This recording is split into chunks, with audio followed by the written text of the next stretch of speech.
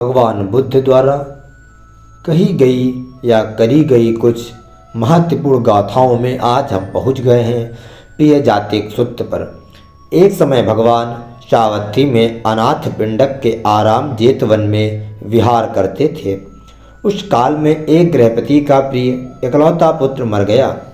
इससे उसे ना तो कोई काम अच्छा लगता, ना भोजन, और वह शमशान में जाकर विलाप करता रहता। वह भगवान के पास गया तो उन्होंने कहा कि प्रिय जातिक से उत्पन्न होते ही शोक, विलाप, दुख, दौर्मनस, उपायास अर्थात परेशानी, उसे भगवान का यह कथन अच्छा नहीं लगा और वह वहाँ से चला गया। उस समय थोड़ी ही देर पर बहुत से जुआरी जुआ खेल रहे थे। गृहपति ने उन्हें यह सारी बात बतलाई तो उन्होंने कहा कि प्रिय जातिक से उत्पन्न होते हैं आनंद, सौमनस्य। उसे उनका कथन अच्छा लगा। अपने चिंतन के अनुरूप यह चर्चा क्रमशः राजा के निवास में भी पहुंच गई। वहां कौशल नरेश पशुनादि ने रानी मल्लिका को भगवान के कहे को अनादर के भाव से कहा।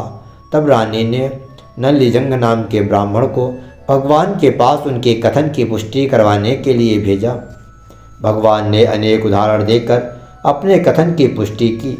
तब रानी ने राजा को एक एक करके पूछा कि क्या उन्हें कुमारी वजिरी, क्षत्रिय वाशभा, सेनापति विट्टुबी और स्वयं प्रिय हैं। राजा ने इन सब का प्रिय होना बतलाया। फिर रानी ने पूछ लिया कि यदि इन पर कोई संकट आ जाए अथवा अन्यथा हो तो क्या आपको शोक, विलाप, दुख, दौर्मनस, उपायास होगे या नहीं। राजा ने कहा कि इससे तो मेरे जीवन का भी अन्यथा हो सकता है, शोकाद उत्पन्न होने का तो कहना ही क्या।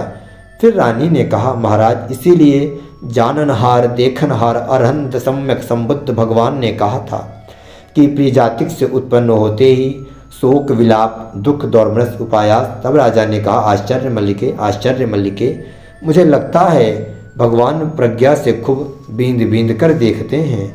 फिर उसने जिधर भगवान थे उधर हाथ जोड़कर 3 बार यह उदान कहा, नमस्कार है उन भगवान अरहंत सम्यक संबुद्ध को, नमस्कार है उन भगवान अरहंत सम्यक संबुद्ध को, नमस्कार है उन भगवान अरहंत सम्यक संबुद्ध।